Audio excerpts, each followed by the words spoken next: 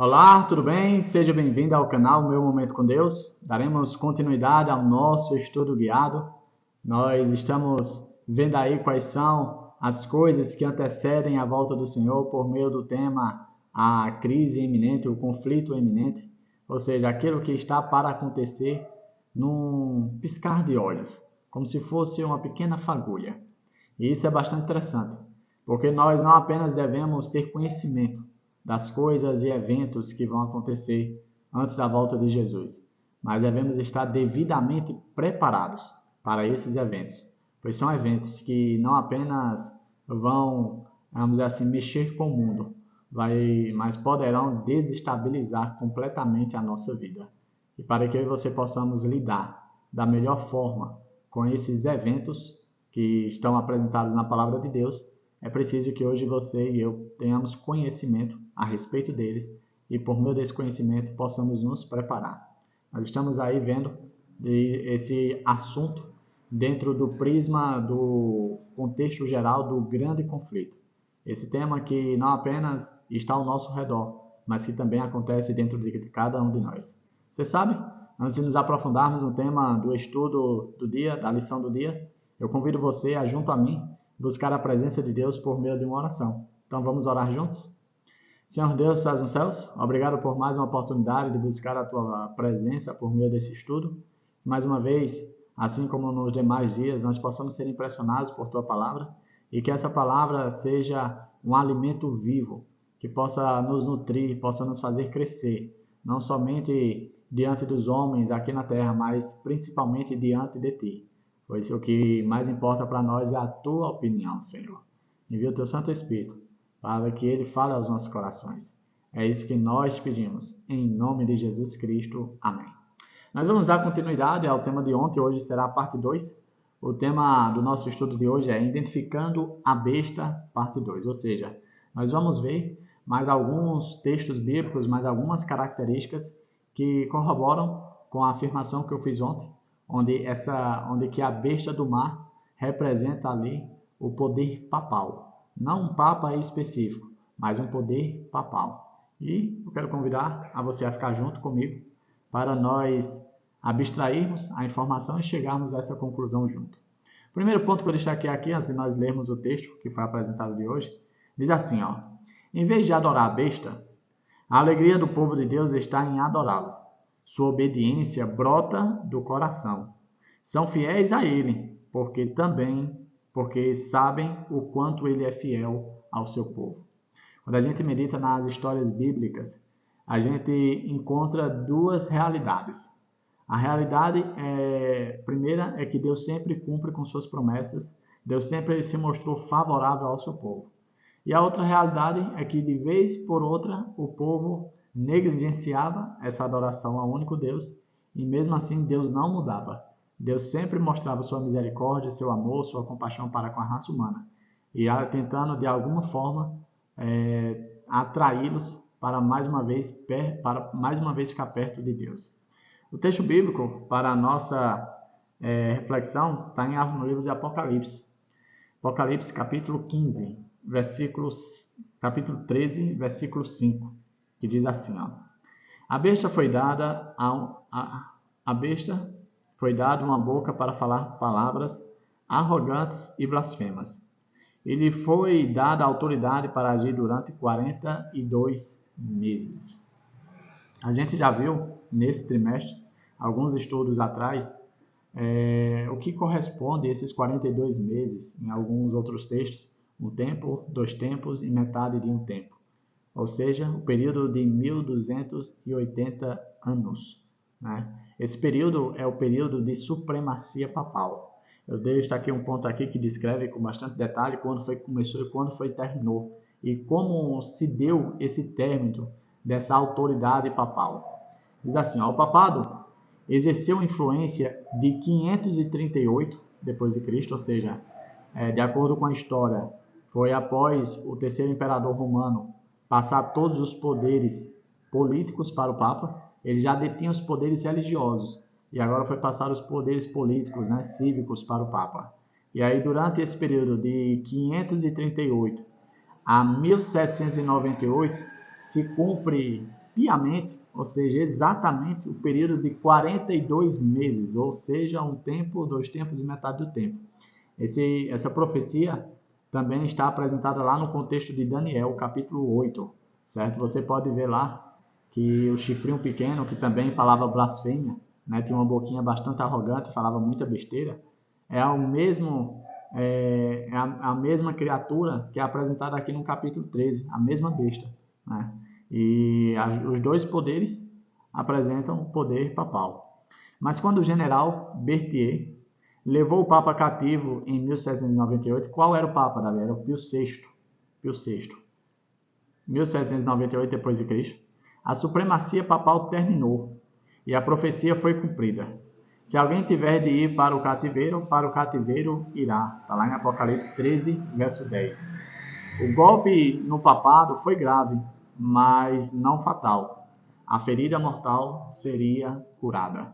Ou seja, após ali a Revolução Francesa, onde as pessoas afirmaram que não existia um Deus, né? Que a influência religiosa era algo ruim para o povo, que o povo não precisava da influência religiosa, nada de parte espiritual. Após passar esse período, que durou ali 3 anos e meio, que é a profecia lá das 2 vítimas que foram mortas na praça, que algumas pessoas pensam que sejam Moisés e Elias, e a gente viu no estudo também, tá em uma lição aí para trás, você pode olhar, que se tratava do Antigo e do Novo Testamento.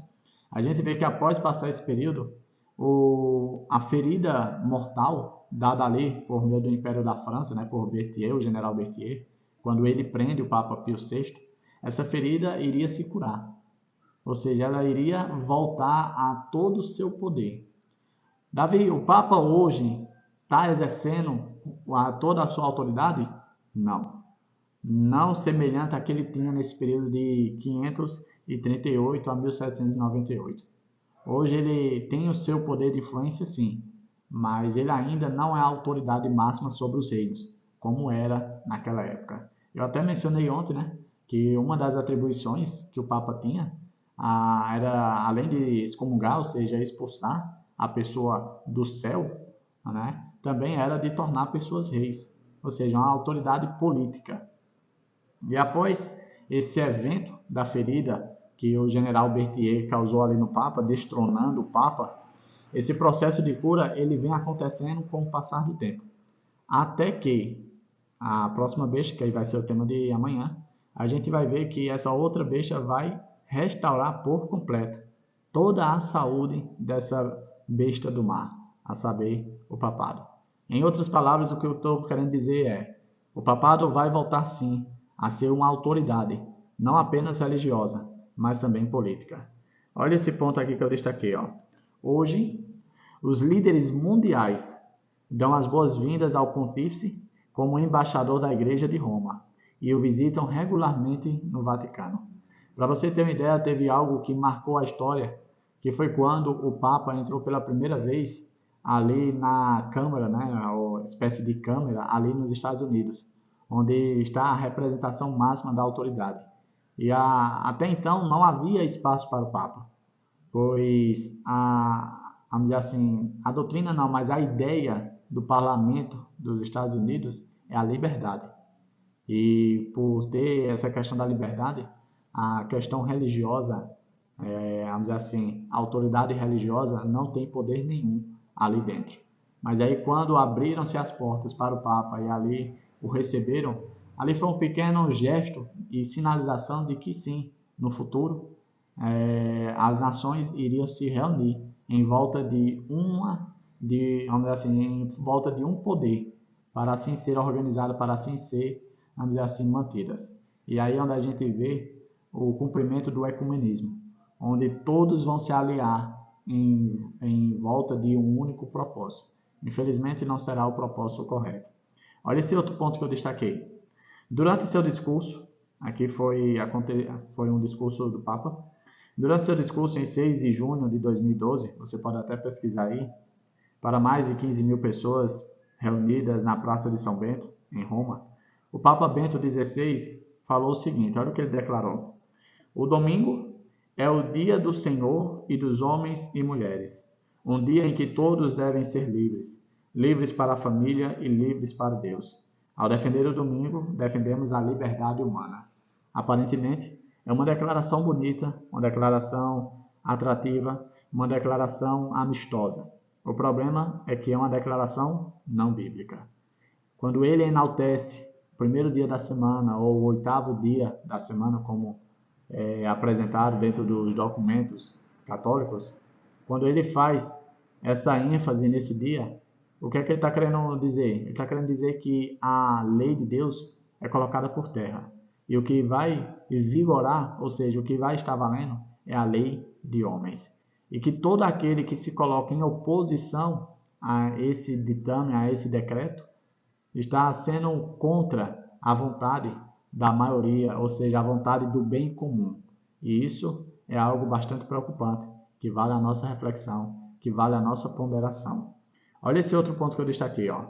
Os que honram o sábado bíblico serão denunciados como inimigos da lei e da ordem, como se estivessem comprometendo as restrições morais da sociedade, causando anarquia e corrupção e atraindo os juízos de Deus sobre a terra. Você sabe que lá no livro de Apocalipse fala que em um determinado momento, que antecede a volta do Senhor, iriam acontecer os 7 flagelos, as 7 pragas. E ali é apresentado quais são as pragas.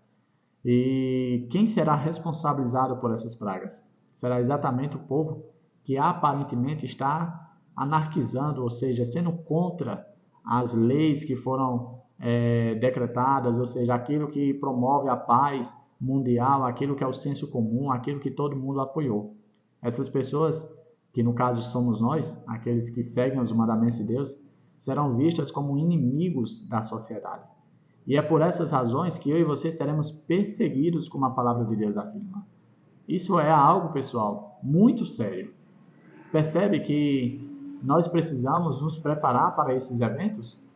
Olha esse outro ponto que eu destaquei aqui. Ó. Ainda que seja difícil ver algo assim ocorrendo agora, o mundo pode mudar rapidamente. E de fato a gente viu isso acontecendo na pandemia. Quem imaginou que um decreto de proibir você de sair na rua seria cumprido com tanto afinco? E que se você quebrasse esse decreto, você seria visto como um inimigo da vida. A gente, de certo modo, teve um ensaio, e eu vejo isso como uma misericórdia de Deus, para mostrar ao seu povo que sim, coisas que aparentemente são absurdas podem sim acontecer.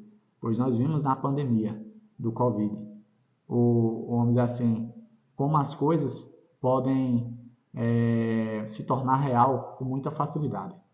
Ninguém podia entrar. Eu lembro de uma vez que eu fui pagar uma conta da internet e por conta que estava sem máscara, eu não podia pagar porque não podia entrar no estabelecimento. Eu tive que sair, comprar uma máscara para poder cumprir ali com os meus direitos, né, as minhas responsabilidades. E aí a gente vê que, de fato, sim, essas coisas que são apresentadas na Bíblia, por mais absurdas que pareçam, sim, podem se tornar reais. Porque coisas mais absurdas já aconteceram. E a gente tem isso como fundamento para acreditar que essas coisas não somente vão acontecer, mas que possivelmente nós vamos vivenciar. Pois quando a gente olha para como anda a situação do mundo, a gente percebe que existe um certo clamor por uma liderança única, por alguém que represente o povo, por alguém que seja ali o modelo, vamos dizer assim, o líder mundial. E a gente está vendo que essas coisas estão convergindo exatamente para a cura completa da besta do mar. Chegamos ao fim, ao nosso estudo guiado, a nossa lição. Estamos finalizando aí a 11ª semana, a lição 11. Já estamos nos aproximando para o encerramento do trimestre e essa lição tem sido uma bênção. Eu não sei como anda a sua rotina de estudo, se você tem estudado diligentemente, se você tem buscado a Deus por meio desse estudo. Se você, por alguma infelicidade, não está fazendo isso, eu recomendo, eu aconselho que você faça isso, porque está sendo apresentado de maneira clara, bem explicada, tudo aquilo que está para acontecer, tudo aquilo que antecede a volta do Senhor. E você não pode ser pego desprevenido, tá certo? Papai do céu te abençoe, te proteja de todo mal que possa trabalhar no seu coração por meio do Espírito Santo. Se você não concorda com aquilo que eu apresentei, que você possa buscar ainda mais estudo, pois com certeza eu creio pela fé que, pelo poder do Espírito Santo, você vai chegar a todo o conhecimento que o Papai do Céu deseja te apresentar. Basta ter humildade, sinceridade e buscar com avidez a palavra de Deus. E com certeza você vai chegar à conclusão que Ele deseja que você chegue, tá certo?